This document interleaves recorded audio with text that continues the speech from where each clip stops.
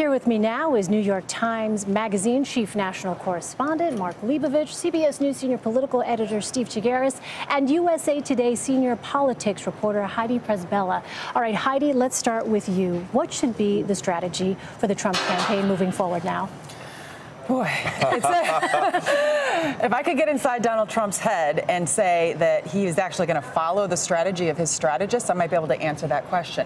I think the people who are very steeped in politics and who are trying to guide him are telling him you have to show total contrition, you have to be humble, you have to apologize directly to Nancy O'Dell by name. And even then, you might just be kind of stemming the losses. But it's unclear whether that is going to be the approach that Donald Trump adopts, particularly anybody who's been monitoring his Twitter feed today. He began by going right to the mat with the Clintons on, the old 90s sex scandals and retweeting stuff from Juanita Broaddrick and Paula Jones. And so it's pretty unclear that that's going to be his opening play. And even if he does once again apologize, if he immediately pivots to kind of gutter politics, I just don't know that that's going to do what needs to be done tonight in terms of rescuing him from this controversy. What do you think about that, Stephen? We should mention before you answer to our viewers that picture was Donald Trump doing his walkthrough earlier this afternoon. Steve, what do you think about that? Well, the thing about Trump is his negatives haven't changed throughout this general election. The negatives they've just been magnified by this latest episode, right? His negatives are he's doing terribly among women voters, he's doing terribly among college-educated voters. People think that he doesn't have the temperament to be president, and so these problems they've gotten worse basically over the last week because of what's happened. So what's his strategy going in? His strategy is to deal with those issues. How is he going to appeal to women? How is he going to tell Americans that he's ready to be president of the United States, that he has the right temperament? That was his problem going into the first debate. He was unable to deal with that, and now it's just magnified even more, so it makes it even harder for him tonight. Do you think, Mark, that there's a chance he could turn things around, though, with this debate?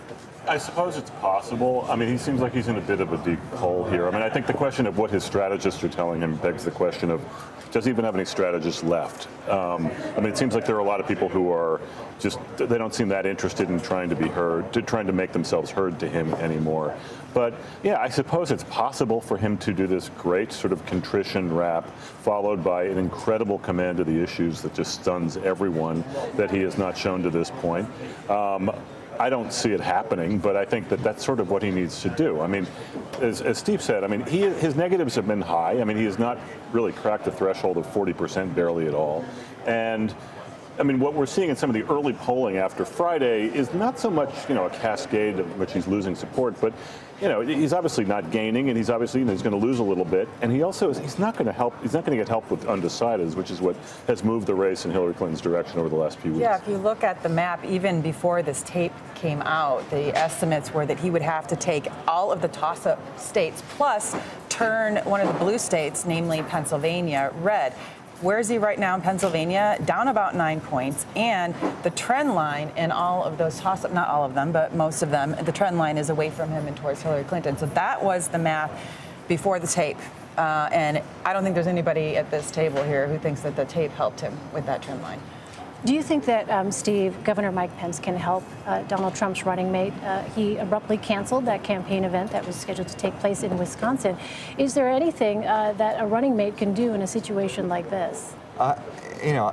This is a strange year, and history hasn't always been a great guide to what has been happening this year. But this is about Donald Trump and Hillary Clinton. It's not about Tim Kaine and Mike Pence. And so, we were at that vice presidential debate, and people said that Pence, did fine and probably did better than Tim Kaine, at least in terms of style points. But that didn't have any kind of effect on the polls, and it probably won't. Again, people aren't going to be voting for Mike Pence. They're going to be voting for Donald Trump. I think even more so, this is a year where it's about the top of the ticket and less about the vice presidential candidate. So I think there's very little he can do in terms of helping him in the polls. I do think, again, which is I think one of the reasons why Pence is on the ticket, is he can help calm Republicans down maybe a little bit. He can help keep evangelicals energized. But that's on the margins. I don't think overall he can have much help. So, Mark, what about the Clinton strategy here? We've talked about the Trump campaign, but is there a risk that, for instance, some are saying that perhaps she might overplay her hand, and there's a danger in that as well? I think they're aware of that. I think they're fully aware of that. I think, she has basically has not said a word except for a brief statement, the last few days. I mean, I think they've been pretty deft in staying out of the way while this implosion plays out fully on the other side. I think what Robbie said on Face the Nation is probably instructive in that they're probably going to say, we want to talk about the issues. She's obviously equipped to talk about that. I think she would like to sort of bring it to a place that's as removed as possible from what she has to weigh in on this. I'm also sure she's pretty well prepared to take whatever questions about Bill that comes up in the 90s because it's clear that there's a very good possibility that Trump is going to bring that up, or at least some of the questioners will. Part of their strategy has been to not step on the eruption that's going on within the Republican Party, to just stay quiet throughout the day, let the other Republicans condemn him. But part of it is also that Hillary Clinton didn't want her words to come out in response to this until she had maximum effect, and until they could have maximum effect, that she would do this.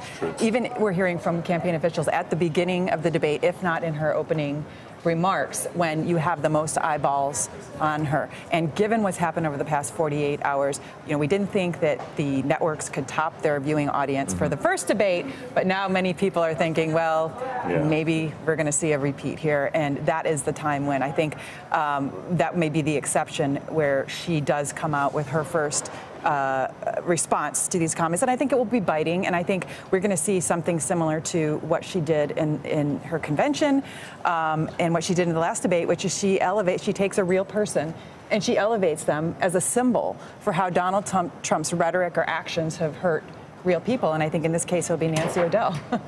All right, Heidi Presbella, Steve Chigueras, and Mark Leibovich, thank you all so very much.